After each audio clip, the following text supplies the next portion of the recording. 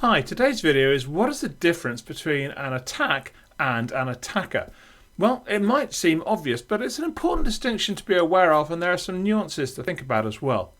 So an attack is an attempt to exploit a vulnerability, an attempt to get into your systems and presumably do bad things.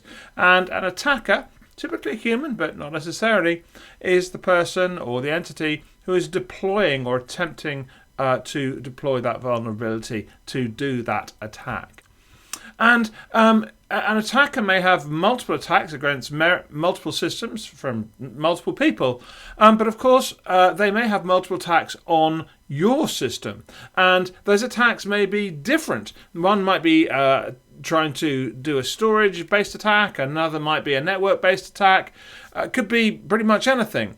And so we must always remember that just because there's one attack, and there's not necessarily there's not going to be another attack from the same attacker.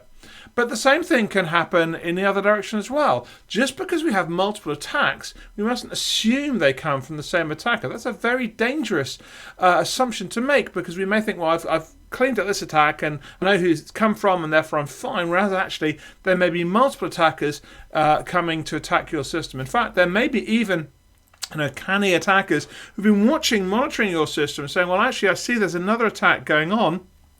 I'm going to piggyback on top of that and try and do my own attacks as well. So the difference between an attacker and an attack is pretty obvious, but it's worth bearing in mind.